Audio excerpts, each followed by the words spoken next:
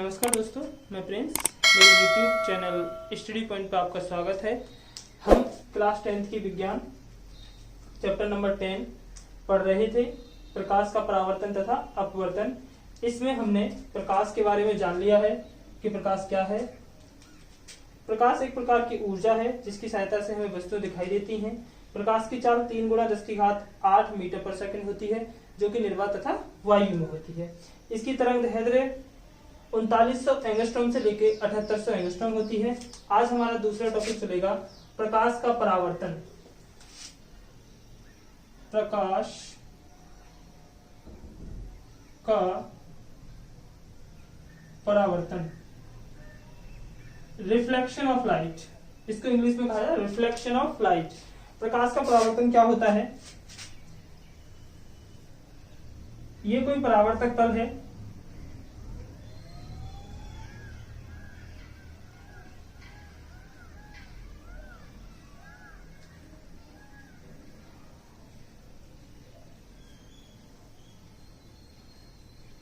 ये कोई परावर्तक तल है। जब कोई प्रकाश किरण किसी परावर्तक तल से टकराकर वापस उसी माध्यम में लौट जाती है, इस घटना को प्रकाश का परावर्तन कहते हैं। जब कोई प्रकाश किरण किसी परावर्तक तल से टकराकर वापस उसी माध्यम में लौट जाती है, यह घटना प्रकाश का परावर्तन कहलाती है। ये वाली किरण जो होती है, इस किरण का नाम होता है आपतित किरण, इंसिडेंट रे इंग्लिश में कहा जाता है। ये होती है आपकी परावर्तित किरण, रिफ्लेक्टेड रे। यहां होता है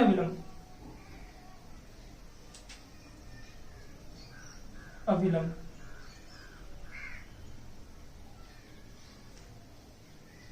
IR incident ray, RR reflected ray and normal. जब कोई प्रकाश किरण, ये प्रकाश की किरण है, जब कोई प्रकाश किरण किसी परावर्तक तल से टकराकर वापस उसी माध्यम में लौट जाती है, यह घटना प्रकाश का परावर्तन कहलाती है। यह होता है आपका आपतन बिंदु, आपतन बिंदु।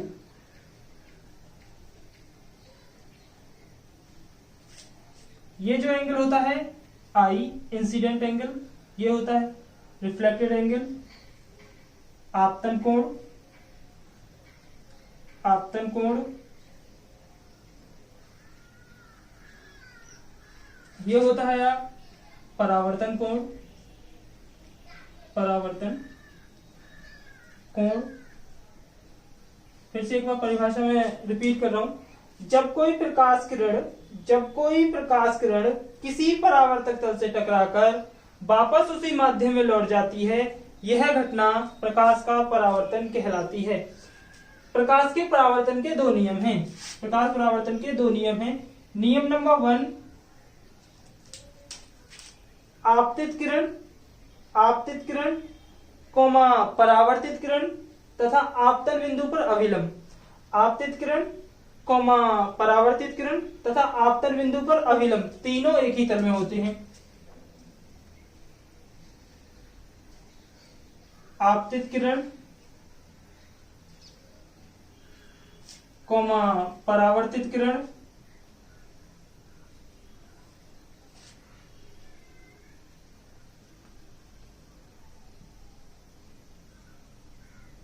तथा आपतन बिंदु पर अभिलंब,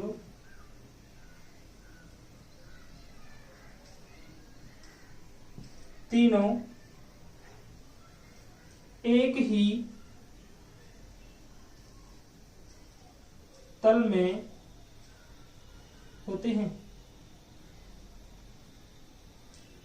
दूसरा नियम है, आपतन कोण I का मान परावर्तन कोण R के मान के बराबर होता है। आपतन कोण का मान परावर्तन कोण के मान के बराबर होता है।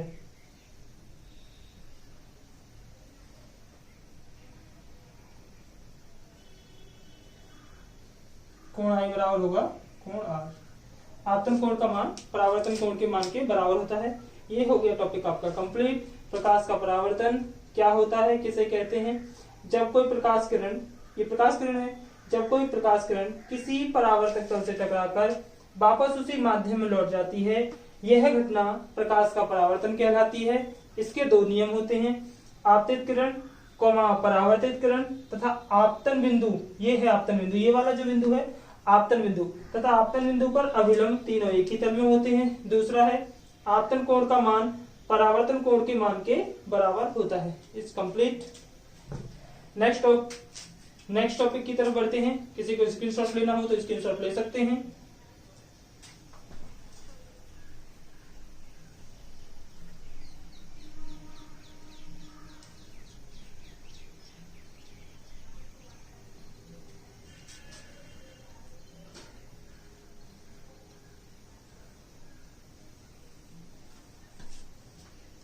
दूसरा हम पढ़ेंगे टॉपिक गोलीय दर्पण।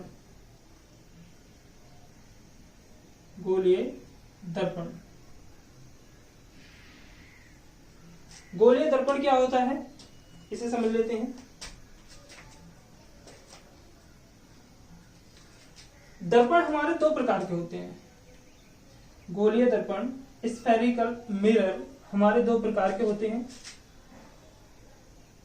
गोलीय दर्पण हमारे दो प्रकार के होते हैं। एक होता है उत्तल दर्पण, उत्तल दर्पण। एक होता है अवतल दर्पण, एक होता है अवतल दर्पण। मान लीजिए कि हमारे पास एक गोला है, मान लीजिए हमारे पास एक गोला है।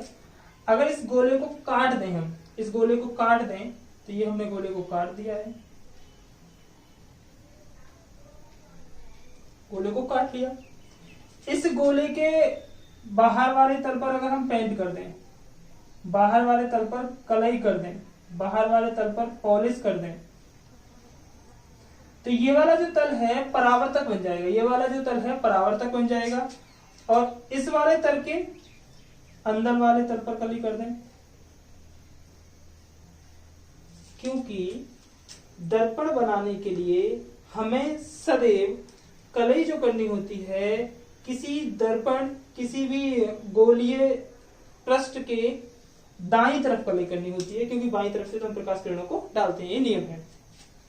तो ऐसा दर्पण, अवतल दर्पण की परिभाषा, ऐसा दर्पण जिसके उभरे हुए, ऐसा दर्पण जिसके उभरे हुए तल पर कलई होती है, ऐसा दर्पण जिसके उभरे हुए तल पर कलई होती है अवतल दर्पण कहलाता है।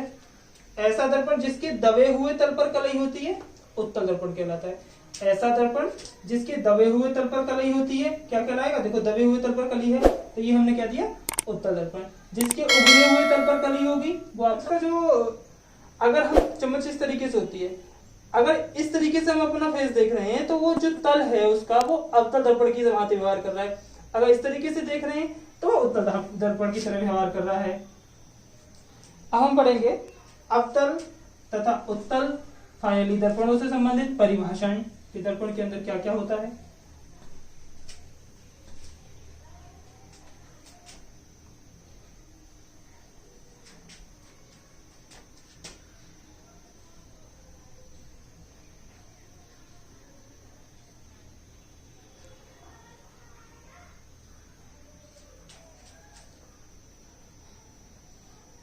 दर्पण से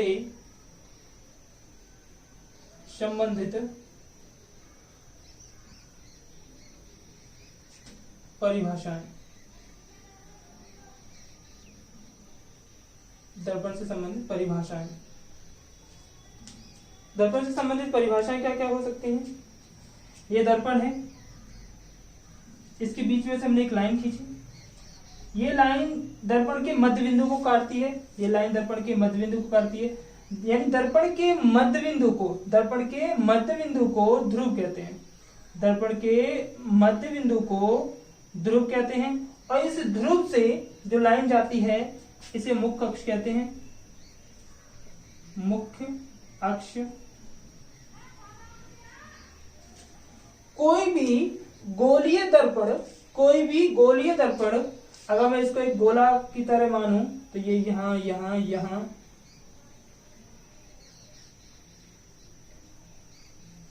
कोई भी गोलीय दर्पण जिस खोखले गोले से काटकर बनाया जाता है, क्योंकि वो गोले दर्पण जब मैंने पीछे बताया था एक गोले से काटकर बनाया गया है, उस गोले का केंद्र, कोई भी गोलीय दर्पण जिस खोखले गोले से काटकर बनाया जाता है, उस गोले के केंद्र को, उस गोले के केंद्र को दर्पण का वक्रता केंद्र कहते हैं। उस गोले के केंद्र को दर्पण का वक्रता केंद्र कहते हैं।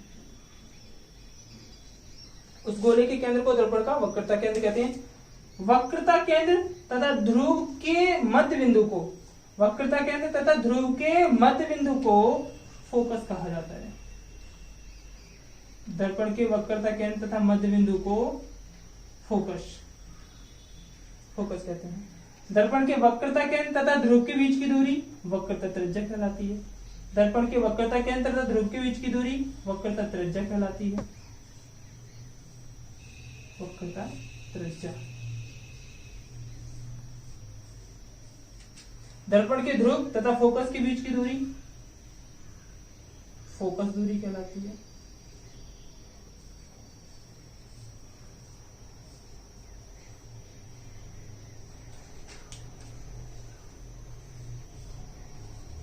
तो ध्रुव क्या होता है? दर्पण के मध्य बिंदु को दर्पण का ध्रुव कहते हैं। दर्पण के ध्रुव से होकर जाने वाले लाइन, रेखा मुख्य अक्ष कहलाती है।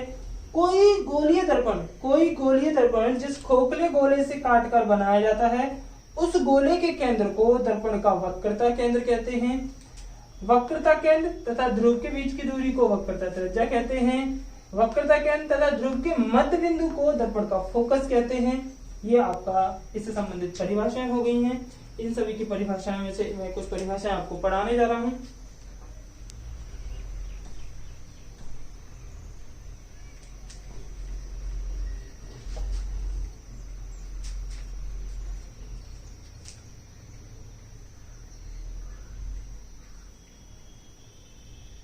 अवतल दर्पण का फोकस। अवतल दर्पण का फोकस। उत्तल दर्पण का मैं इसकी बात पढ़ाऊंगा, अच्छी तरह से समझ में आएगा, इसलिए मैं पहले अवतल दर्पण लेके चल रहा हूं। अवतल दर्पण क्या होता है? ऐसा दर्पण जिसके उभरे हुए तल पर कलई होती है। अवतल दर्पण होता है ऐसा दर्पण जिसके उभरे हुए तल पर कलई होती है। ऐसा दर्पण जिसके उभरे हुए तल पर कलई होती है, ये मुख्य अक्ष होती है। मुख्य अक्ष अभी पीछे बताया, ये मुख्य अक्ष होती है। ये ध्रुव होता है। प्रकाश किरणें हम सदैव बाईं ओर से डालते हैं। प्रकाश किरणें हम सदैव बाईं ओर से डालते हैं। तो ये प्रकाश किरणें आ रही हैं। ये जो है आपकी प्रकाश किरणें आ रही हैं। ये जो है प्रकाश किरणें आ रही हैं। ये सब प्रकाश किरणें हैं। ये भी प्रकाश किरणें हैं। तो मुख्य अक्ष के समांतर, ये मुख्य अक्ष है, मुख्य अक्ष और ये इसके समान है। तो मुख्य अक्ष के समांतर, मुख्य अक्ष के समांतर चलने वाली प्रकाश की किरणें, मुख्य अक्ष के समांतर चलने वाली प्रकाश की किरणें किसी गोलीय दर्पण से टकराने के बाद, मुख्य अक्ष के समांतर चलने वाली प्रकाश की किरणें किसी गोलीय दर्पण से टकराने के बाद मुख्य अक्ष के जिस बिंदु पर जाकर मिलती हैं, उस बिंदु को अवतल दर्पण का फोकस कहते हैं।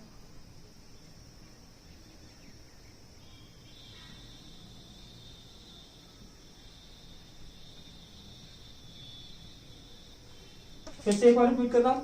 मुख्य अक्ष ये हो गई, मुख्य अक्ष के समांतर, मुख्य अक्ष के समांतर चलने वाली प्रकाश की किरणें किसी गोलीय दर्पण से टकराने के बाद, किसी गोलीय दर्पण से टकराने के बाद मुख्य अक्ष के जिस बिंदु पर जाकर मिलती हैं उस बिंदु को अवतल दर्पण का फोकस कहते हैं। ये है प्रकाश किरणें।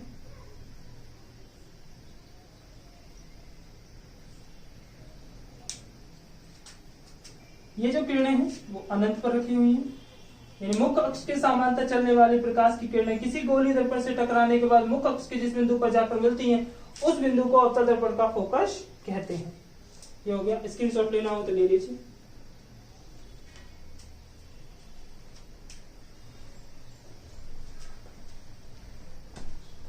हम पढ़ा रहे हैं आपके लिए अवतल दर्पण का फोकस।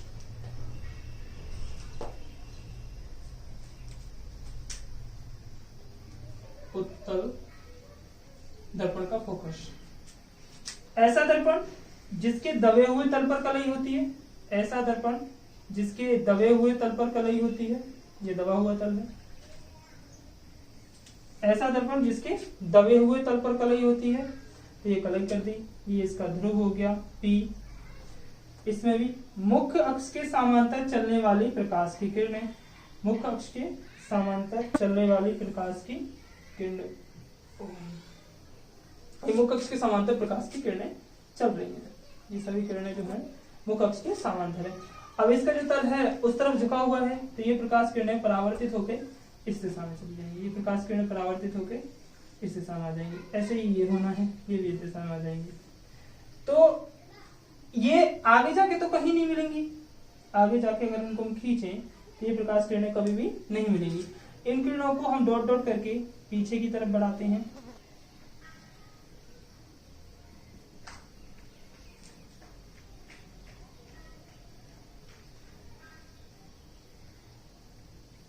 तो ये हाँ इस बिंदु पर मिलती है जिसे हम फोकस कहते हैं।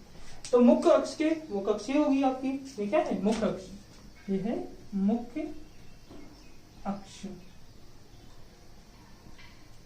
तो मुख्य अक्ष के समांतर, मुख्य अक्ष के समांतर चलने वाली प्रकाश की किरणें, मुख्य अक्ष के समांतर चलने वाली प्रकाश की किरणें किसी गोलीय दर्पण से, किसी गोलीय दर्पण से टकराने के बाद, किसी गोलीय दर्पण से टकराने के बाद मुख्य अक्ष के जिस बिंदु से आती हुई प्रतीत होती है, मुख्य अक्ष के जिस बिंदु से आती हुई प्रतीत होती है, आती नहीं है, ये आती हुई प्रतीत हो रही है, डॉट डॉट करके दिखाया है।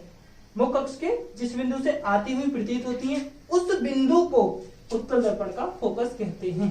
ये है प्रकाश की किरणें जो कि अनंत से आ रही हैं, मुख्य अक्ष के समांतर आ रही है। प्रकाश किरण कहां से आ रही है? अनंत से। अनंत से चलने वाली प्रकाश, अनंत से चलने वाली मुख्य अक्ष के समांतर प्रकाश किरणें किसी गोलीय दर्पण से टकराने के बाद मुख्य अक्ष के जिस बिंदु से आती हुई प्रतीत होती हैं उस बिंदु को उत्तल दर्पण का फोकस कहते हैं। आज की क्लास यहीं समाप्त करते हैं। धन्यवाद।